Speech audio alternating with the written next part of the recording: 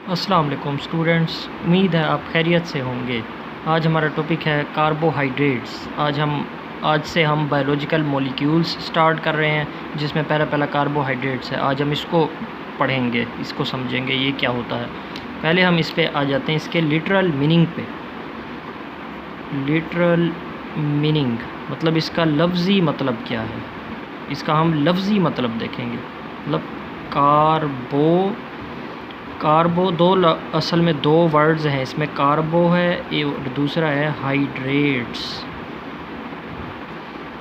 कार्बो मतलब कार्बन, कार्बो का मतलब है कार्बन। हाइड्रेट्स ये हाइड्रा से निकला है, जिसका मतलब होता है वाटर। तो मतलब है इसका लिटरल मीनिंग बना के हाइड्रेटेड कार्बन्स। हाइड्रेटेड कार्बन्स मतलब वो वाले कार्बन्स जो हाइड्रेटेड हैं या जिनके साथ वाटर जुड़ा हुआ है। हाइड्रेटेड का मतलब वाटर जुड़ा हुआ है जिनके साथ। हाइड्रेटेड कार्बन्स, या इसको यूँ भी सिंपल वर्ड में हम कह सकते हैं वाटर्ड कार्बन्स। वाटर्ड कार्बन्स भी इसको कहते हैं। मतलब वो वाले कार्बन्स जिनके साथ वाटर जुड़ा हुआ है, वाटर। इसका लफ्ज़ी मतलब ये है, कार्बोहाइड्रेट्स का लफ्ज़ी मतलब यही है। मतलब हाइड्रेटेड कार्बन्स कह लें या वाटर्ड कार्बन्स कह लें, एक ही बात है। उसके बाद हम इसकी कंपोजिशन देखते हैं, मतलब किन किन एलिमेंट्स से मिलके बना हुआ है कंपोजिशन। अच्छा, इससे आपको अंदाज़ा तो हो गया होगा, ये 3 एलिमेंट्स से मिलके बना हुआ है। मतलब हाइड्रेटेड कार्बन्स है ना, तो कार्बन हाइड्रेटेड मतलब वाटर। वाटर में कौन कौन से एलिमेंट्स होते हैं? हाइड्रोजन और ऑक्सीजन होते हैं। तो ये भी हाइड्रोजन ऑक्सीजन 3 एलिमेंट्स से मिलके बना हुआ है। मतलब कार्बन, हाइड्रोजन और ऑक्सीजन, ये 3 एलिमेंट्स होते हैं कार्बोहाइड्रेट्स में। उसके बाद हम इसका जनरल फार्मूला देखते हैं। जनरल फार्मूला मतलब है एक तरीका रखा हुआ है साइंटिस्ट्स ने कार्बोहाइड्रेट्स का फार्मूला निकालने का। एक इनका मतलब ये देखें आप, इन्होंने जनरल एक आइडिया रखा हुआ है फार्मूला निकालने का। इसे कहते हैं CX और H2OY। ये है इसका जनरल फार्मूला कार्बोहाइड्रेट्स का जनरल फार्मूला है ये देखें, वही 3 एलिमेंट्स से मिलके बना हुआ है ना, कार्बन, हाइड्रोजन और ऑक्सीजन। तो फार्मूले में भी देखें ये 3 ही एलिमेंट्स हैं। अच्छा, ये अब जो x और y ये क्या चीज़ें हैं? आप ये सोच रहे होंगे ये x और y क्या चीज़ें हैं। ये x जो है ना, x ये 3 वैल्यू से शुरू हो रहा है। मतलब इसकी वैल्यू, x की वैल्यू 3 से लेके मैनी थाउजेंड्स तक होती है। मतलब 3 से स्टार्ट हो रहा है। 3 से लेके 4, 5, 6, 7, 8, 9 इस तरह से मैनी थाउजेंड्स तक इसकी वैल्यू है। और y की भी इसी तरह, मतलब वो भी 3 से लेके मैनी थाउजेंड्स तक उसकी वैल्यू है y की भी। जब x और y ये दोनों इक्वल भी हो सकते हैं, मतलब जो वैल्यू x की होगी ना वही y की होगी, ये भी कंडीशन होती है। और ये भी कंडीशन होती है भाई x की जो वैल्यू होगी ना वो y की वैल्यू नहीं होगी, इस तरह भी हो सकता है। लेकिन आप जहन में आपने ये रखना है, ये ज़्यादातर जो हम कार्बोहाइड्रेट्स पढ़ते हैं ना, ज़्यादातर में है ही यही सिचुएशन होती है। जो x की वैल्यू है ना वही ही y की वैल्यू होती है, जो x की वैल्यू होती है वही y की वैल्यू होती है। ज़्यादातर कार्बोहाइड्रेट्स में यही सिचुएशन होती है। लेकिन कुछ कार्बोहाइड्रेट्स हैं जिनमें ऐसा भी होता है कि x की वैल्यू और होती है, y की वैल्यू और होती है, मतलब ये दोनों इक्वल नहीं होते। तो मैं अब जो आपकी आसानी के लिए, क्योंकि ज़्यादातर कार्बोहाइड्रेट्स की x और y की वैल्यू एक ही होती है ना, तो मैं इस फार्मूले को आपको आपकी आसानी के लिए देखें हम ऐसे भी लिख सकते हैं CX H2O, यहाँ पे भी x, मतलब दोनों की वैल्यू एक ही। ज़्यादातर कार्बोहाइड्रेट्स में होता ही ऐसे, दोनों की वैल्यू एक ही होती है, तो हम इसको ऐसे भी लिख सकते हैं। ये भी फार्मूला ठीक है, लेकिन ये ज़्यादा बेहतर है क्योंकि ये जनरल पूरा इन्होंने जनरल बताया हुआ है ना, तो ये तमाम कार्बोहाइड्रेट्स के लिए है। ये फिर जो है ना कुछ कार्बोहाइड्रेट्स पर अप्लाई नहीं होगा, जिन पे ये वाली सिचुएशन होती है उसमें ये फिर फार्मूला अप्लाई नहीं होगा। लेकिन आप ये वाले जो कार्बोहाइड्रेट्स हैं वो पढ़ेंगे भी नहीं आप। वो ज़्यादातर कार्बोहाइड्रेट्स जो हैं वो ये सिचुएशन होती है, उसमें x और y की वैल्यू बराबर होती है। अच्छा, इसकी अब मैं एग्जांपल देता हूँ आपको, फिर आपको ये फार्मूला समझ आ जाएगा अच्छी तरह। जैसे कम से कम 3 से शुरू हो रहा है ना, कम x की वैल्यू या y की वैल्यू कम से कम 3 से शुरू हो रहा है, तो हम सबसे छोटा ही कार्बोहाइड्रेट देखते हैं। देखें x की जगह मैं लिख देता हूँ 3, H2O, यहाँ पे भी 3 आएगा।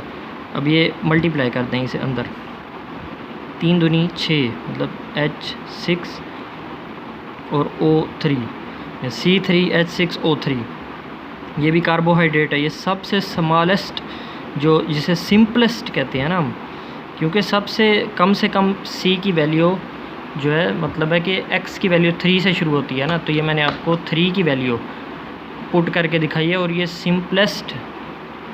सिंपलेस्ट कार्बोहाइड्रेट है, सबसे छोटा कार्बोहाइड्रेट है। अच्छा, हम 4 वैल्यू पुट करके देखते हैं। देखें C की वैल्यू हमने 4 कर ली, तो ये H2O, यहाँ पे भी हम 4 करेंगे तो C4H8O4, ये भी एक कार्बोहाइड्रेट है, ये भी एक कार्बोहाइड्रेट है। अच्छा, हम X की वैल्यू 6 पुट करके देखते हैं। देखें C6H2O6, या मल्टीप्लाई कर दें C6, 6 दूनी 12, H12O6 आएगा। तो ये देखें ये भी एक कार्बोहाइड्रेट हमारे पास आ गया, और इसका तो ख़ास नाम है, ये तो आपको पता ही, ये ग्लूकोज़ है, ग्लूकोज़। C6H12O6 ये ग्लूकोज़ है। ये मैंने आपको एग्जांपल्स दे दी। मतलब इस तरह हम पुट करते जाएंगे ना, x की वैल्यू 7 पुट करेंगे, 8 पुट करेंगे, मतलब मैनी थाउजेंड्स तक x की वैल्यू होती है।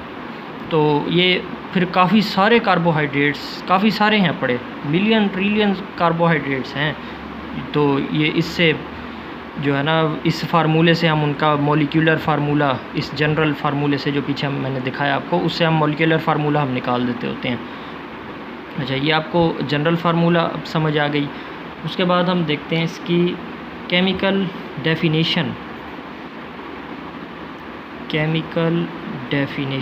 कार्बोहाइड्रेट्स की केमिकल डेफिनेशन हम देखेंगे।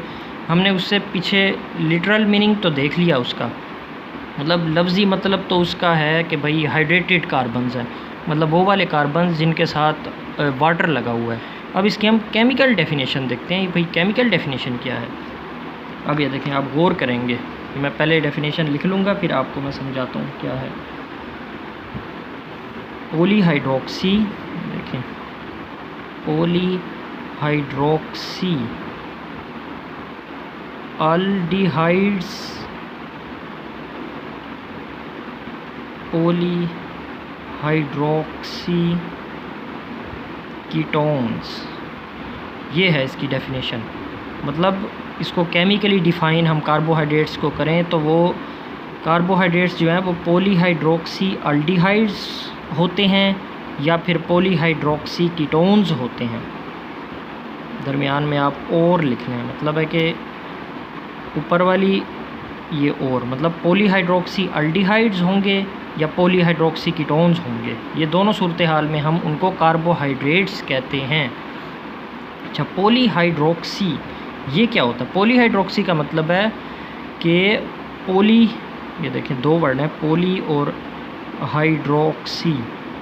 पॉली का मतलब होता है मैनी, हाइड्रोक्सी हाइड्रोक्सिल ग्रुप से निकला है, हाइड्रोक्सिल ग्रुप, और वो OH ग्रुप को कहते हैं हम, OH ग्रुप, इसको हम हाइड्रोक्सिल ग्रुप कहते हैं। मतलब मैनी हाइड्रोक्सिल ग्रुप्स लगे हुए होते हैं। मतलब ये देखें, अब समझें, पॉलीहाइड्रोक्सी अल्डिहाइड्स का मतलब है अल्डिहाइड के साथ, अल्डिहाइड ग्रुप के साथ कई सारे OH ग्रुप लगे हुए हैं। इसी तरह नीचे वाले का मतलब है कि कीटोन ग्रुप के साथ कई सारे OH ग्रुप लगे हुए हैं। इन दोनों का मतलब ये है। अब मैं आपको एग्जांपल देके समझाता हूँ। अच्छा, इनका अल्डिहाइड और कीटोन, इनका भी मैं एक दफ़ा रिवाइज़ करवा दूँ। ये अल्डिहाइड का जो होता है ना, अल्डिहाइड का वो जो फार्मूला है वो होता है, ये देखें यूँ, ये अल्डिहाइड ग्रुप होता है। कीटोन्स होते हैं इस तरह, ये यूँ, ये R यहाँ पे पुट कर लें। R का मतलब है ये यहाँ पे अल्काइल ग्रुप लगेगा, यहाँ पे भी R का मतलब अल्काइल ग्रुप। ये सारा आप केमिस्ट्री में पढ़ चुके हैं। ये आपने फार्मूलाज ये केमिस्ट्री में पढ़े हुए हैं। ये हाइड्रोक्सिल ग्रुप, ये भी केमिस्ट्री में आपने पढ़ा हुआ है, ये सुने हुए नाम है आपके सारे। अच्छा, ये वही पॉलीहाइड्रोक्सी अल्डिहाइड का मतलब है इस अल्डिहाइड ग्रुप के साथ पॉलीहाइड्रोक्सी, मतलब ये जो आर है ना यहाँ पे आएगा कि भाई कई सारे हाइड्रोक्सिल ग्रुप लगे हुए हैं।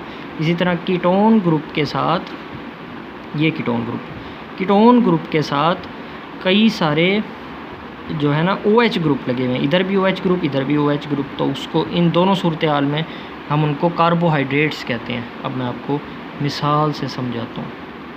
ये देखें, ये मैंने अल्डिहाइड का फार्मूला लिख लिया, अल्डिहाइड ग्रुप लगा दिया मैंने, ठीक है। अब यहाँ ये देखें, ये अल्डिहाइड ग्रुप ये है ना, अब यहाँ आर की जगह मैं पॉलीहाइड्रोक्सी अल्डिहाइड है ना, तो पॉलीहाइड्रोक्सी मैं देखें लगाता हूँ यहाँ, ये कार्बन, यहाँ पे OH लगेगा, यहाँ पे H लगेगा, तो यहाँ पे H2 और OH लगेगा। ये देखें, ये मैंने एक बना दिया, एक मैं बना रहा हूँ यहाँ CH2OH और नीचे भी इसका CH2OH। ये मैंने दो आपके साथ लिख दिए हैं। ये इसको कहते हैं हम ग्लाइसरल डिहाइड और इसका नाम है डाई हाइड्रोक्सी एसीटोन। ये दोनों कार्बोहाइड्रेट्स के मैंने फार्मूले लगाए हैं। अब मैं आपको ये समझाना चाह रहा हूँ असल में पॉलीहाइड्रोक्सी अल्डिहाइड और पॉलीहाइड्रोक्सी कीटोन का क्या मतलब है। देखें, अल्डिहाइड ग्रुप मैंने लगाया यहाँ, ठीक है, और यहाँ है ये कीटो ग्रुप, ये मैंने बनाया है अल्डिहाइड, पॉलीहाइड्रोक्सी अल्डिहाइड मैंने बनाया है यहाँ, और ये बनाया है मैंने पॉलीहाइड्रोक्सी कीटोन। ये देखें, यहाँ अल्डिहाइड ग्रुप है और ये पॉलीहाइड्रोक्सी, ये देखें मतलब काफ़ी सारे OH ग्रुप लगे हुए हैं। ये देखें, कार्बन के साथ OH ग्रुप लगे हुए हैं, इधर भी ये देखें ये OH ग्रुप लगा हुआ है, ये OH ग्रुप लगा हुआ है कार्बन के साथ। इसी को कहते हैं भाई पॉलीहाइड्रोक्सी अल्डिहाइड और पॉलीहाइड्रोक्सी कीटोन। ये दोनों इनको हम कहते हैं कार्बोहाइड्रेट्स, इनका यही मतलब है। ये अगर आपको नहीं भी समझ आई तो कोई मसला नहीं है, आगे हम जब इन सब का स्ट्रक्चर पढ़ेंगे, अब बड़ी डिटेल में कार्बोहाइड्रेट्स को आगे पढ़ने वाले हैं, आपको सब कुछ समझ आ जाएगा। अच्छा, इनकी डेफिनेशन में एक और भी शामिल है, ये भी है भाई पॉलीहाइड्रोक्सी अल्डिहाइड और पॉलीहाइड्रोक्सी कीटोन, या एक और भी है भाई कॉम्प्लेक्स मॉलिक्यूल्स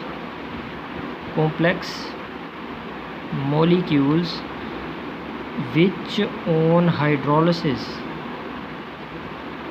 हाइड्रोलिसिस यील्ड, मतलब पैदा करते हैं पॉलीहाइड्रोक्सी अल्डिहाइड, पॉलीहाइड्रोक्सी अल्डिहाइड पैदा करते हैं या पॉलीहाइड्रोक्सी कीटोन पैदा करते हैं। ये भी इसकी डेफिनेशन में शामिल है कार्बोहाइड्रेट्स की। मतलब या तो उनको कहते हैं हम, ये जो ऊपर पॉलीहाइड्रोक्सी अल्डिहाइड पॉलीहाइड्रोक्सी कीटोन, इनको हम कार्बोहाइड्रेट्स कहते हैं, और कोई कुछ कॉम्प्लेक्स मॉलिक्यूल्स होते हैं उनको भी हम कार्बोहाइड्रेट्स कहते हैं। वो वाले कॉम्प्लेक्स मॉलिक्यूल्स जो हाइड्रोलिसिस जब उनकी हाइड्रोलिसिस हम करें ना, तो वो पॉलीहाइड्रोक्सी अल्डिहाइड और पॉलीहाइड्रोक्सी कीटोन बना दें, उन कॉम्प्लेक्स मॉलिक्यूल्स को भी हम कार्बोहाइड्रेट्स कहते हैं। ये इसकी केमिकल डेफिनेशन मैंने आपको समझाई है। अगर आपको नहीं भी समझ आई, ये थोड़ी है मुश्किल, अगर आपको नहीं भी समझ आई तो कोई मसला नहीं है, हम आगे इनका स्ट्रक्चर कार्बोहाइड्रेट्स का आगे काफ़ी डिटेल पढ़ने वाले हैं, आपको आहिस्ता आहिस्ता सब कुछ समझ आ जाएगी। इसके बाद हम देखते हैं अकरेंस, मतलब कार्बोहाइड्रेट्स जो हैं वो कहाँ कहाँ पाए जाते हैं। कार्बोहाइड्रेट्स तो मतलब है हमारे खाने में रोटी हो गई, रोटी, दूध, सालन, चिकन, चावल, ये जितने भी चीनी, ये सारे जितने भी हम खाना खाते हैं ना, ये इन सब में कार्बोहाइड्रेट्स होता है, और हमारी बॉडी में तो होता ही होता है। मतलब ये देखें, ऑल लिविंग ऑर्गेनिजम्स, मतलब हम सब में कार्बोहाइड्रेट्स होता है, और वो भी in almost in almost all parts of cell, मतलब तकरीबन सेल के तमाम हिस्सों में कार्बोहाइड्रेट्स पाया जाता है। और लिविंग ऑर्गेनिज्म सेल से मिलके बने हुए हैं, तो जाहिर है फिर तमाम लिविंग ऑर्गेनिजम्स में भी पाया जाता है। ठीक है, उसके बाद हम जो खाना खाते हैं, हमारा फूड जो हो गया, हमारी फूड्स, उसमें वही मैंने आपको बताया, दूध, चावल, रोटी, चिकन, ये सारा कुछ जो भी हम खाते हैं, ये इनमें भी कार्बोहाइड्रेट्स पाया जाता है। ये इसकी अक्रेंस कार्बोहाइड्रेट्स की मैंने बता दी। उसके बाद हम देखते हैं कार्बोहाइड्रेट्स की कुछ एग्जांपल्स में दो तो मैंने आपको पीछे ही बता दी। मतलब ग्लाइसरल्डिहाइड हमने जैसे पीछे देखा, हमने स्ट्रक्चर बना के मैंने आपको समझाया। ग्लाइसरल्डिहाइड इसका भी हमने पीछे देखा है, और डाई हाइड्रोक्सी एसीटोन इसका भी हमने स्ट्रक्चर पीछे देखा है। उसके बाद होता है सेलुलोज, ये भी कार्बोहाइड्रेट्स की एग्जांपल है। उसके बाद होता है स्टार्चेस, ये भी कार्बोहाइड्रेट्स की एग्जांपल है। उसके बाद होता है केन शुगर, ये खाने वाली जो चीनी होती है, ये भी कार्बोहाइड्रेट की एग्जांपल है। उसके बाद होता है मिल्क शुगर, ये भी कार्बोहाइड्रेट्स की एग्जांपल है। ये इन सब का हम स्ट्रक्चर पढ़ने वाले हैं, आप फिक्र ना करें, आगे जाके हम इन सब का स्ट्रक्चर पढ़ने वाले हैं, आपको बड़ी अच्छी तरह समझ आ जाएगी। ये जो सेलुलोज है ना, ये लकड़ी में पाया जाता है, लकड़ी हो गया, कॉटन हो गया, कॉटन, पेपर, ये इसमें जो है सेलुलोज पाया जाता है। स्टार्चेस जो हैं ये भी काफ़ी सारी जगहों पे पाए जाते हैं, जैसे सीरियल्स, जो अनाज वगैरह होता है, सीरियल्स हो गए, रूट ट्यूबर्स हो गए, ये स्टार्चेस इनमें पाया जाता है। सीरियल्स मतलब इसमें वीट वगैरह आ जाता है, मतलब वही आटा आ जाता है, ये इसमें स्टार्चेस जो हैं वो मौजूद होते हैं। केन शुगर ये आपको पता है आम चीनी होती है। मिल्क शुगर मतलब ये मिल्क में पाया जाता है, ये मिल्क में पाया जाता है। इन सब का हम स्ट्रक्चर पढ़ेंगे, आपको फिर ज़्यादा बेहतर अंदाज से समझ आ जाएगा। उसके बाद हम इनका फंक्शन देखते हैं। कार्बोहाइड्रेट्स का फंक्शन मतलब ये हमारे सेल्स में, हमारे अंदर तो मौजूद होते ही हैं ना, ये आपने देखा, वही तमाम लिविंग ऑर्गेनिजम्स में मौजूद होते हैं, तकरीबन सेल के हर हिस्से में मौजूद होते हैं, हमारी खुराक में भी हैं। तो ये इनका फंक्शन क्या है, हमारी बॉडी में ये क्या करते हैं, इनका क्या फंक्शन क्या है, ये हम देखते हैं। सबसे जो मेन फंक्शन है ना, वो तो है इनका सोर्स ऑफ एनर्जी। मतलब हमारे लिए ये एनर्जी हमें यहीं कार्बोहाइड्रेट्स से हासिल करते हैं, ये हमारा सोर्स है, एनर्जी का हमारा सोर्स है कार्बोहाइड्रेट्स। मतलब सेल्स में जितने भी एक्टिविटीज़ हो रही होती हैं ना सेल के अंदर, मतलब कुछ चीज़ें बन रही हैं, कुछ चीज़ें टूट रही हैं, प्रोटीन्स बन रहे हैं, अच्छा बाहर सेल्स के बाहर भी जा रहे होते हैं, एक्सपोर्टिंग हो रही होती है, सेल के अंदर चीज़ें आ रही हैं, तो मतलब काफ़ी सारे सेलुलर एक्टिविटीज़ हो रहे होते हैं। तो उनके लिए हमें एनर्जी चाहिए होती है ना, और वो एनर्जी इन्हीं कार्बोहाइड्रेट्स को तोड़कर हम लेते हैं। तो इसलिए ये हमारा सोर्स है, एनर्जी का सोर्स है ये। इसमें क्योंकि CH बॉन्ड होते हैं, ये हमने जैसे पीछे भी मैंने आपको स्ट्रक्चर बना के दिखाए हैं, ग्लाइसरल्डिहाइड और डाईहाइड्रोक्सी एसीटोन का हमने स्ट्रक्चर देखा है, तो इसमें आपने गौर किया ये CH बॉन्ड होते हैं इसमें। तो यही बॉन्ड टूटने से एनर्जी मिलती होती है बहुत सारी, तो यही एनर्जी फिर हम सेलुलर एक्टिविटीज़ में इस्तेमाल हो जाती है, इसलिए ये सोर्स ऑफ एनर्जी। उसके बाद है ये सेलुलर स्ट्रक्चर्स में भी सेलुलर स्ट्रक्चर्स बनाते हैं। मतलब सेल के अंदर सेल के कुछ स्ट्रक्चर्स बनाए हुए होते हैं, जैसे मिसाल के तौर पे सेल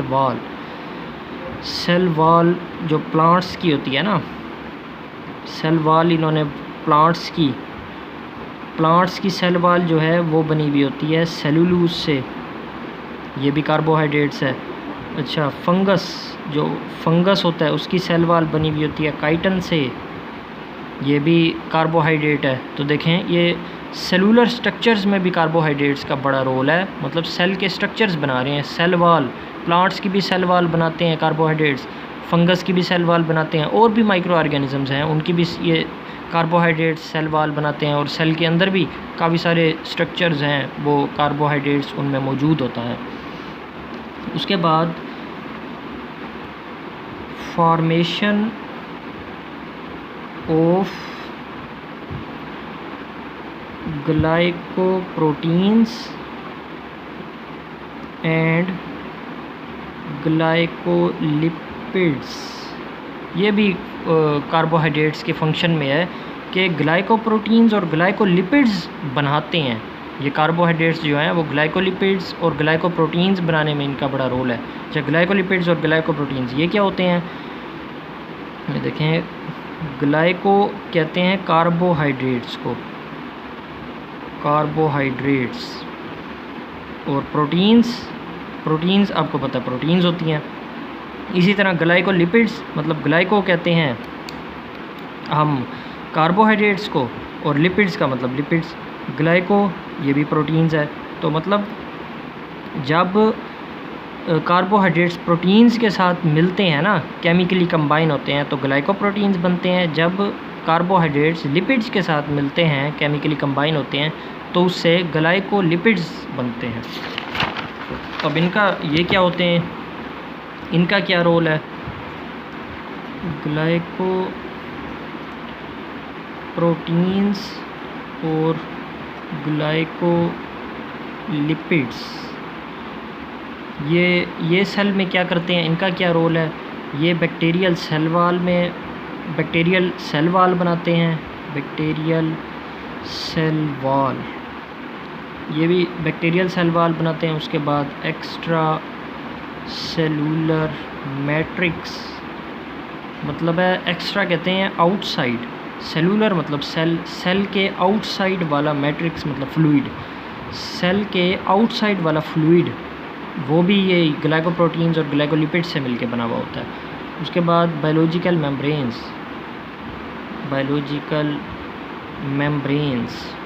ये भी ग्लाइकोप्रोटीन्स और ग्लाइकोलिपिड्स से मिलके बना हुआ होता है। बायोलॉजिकल मेम्ब्रेन्स सादा ज़बान में जिसे हम सेल मेम्ब्रेन कहते हैं, ये उन्हीं को बायोलॉजिकल मेम्ब्रेन्स कहते हैं। तो ये भी जो है ना ग्लाइकोप्रोटीन्स और ग्लाइकोलिपिड्स से मिलके बना हुआ होता है। ये इनका फंक्शन है, ग्लाइकोप्रोटीन्स और ग्लाइकोलिपिड्स का फंक्शन। आज का हमारा लेक्चर ख़त्म हो गया। कल हम फिर इसकी क्लासिफिकेशन, कार्बोहाइड्रेट्स की क्लासिफिकेशन देखेंगे कल हम। अल्लाह हाफ़िज़।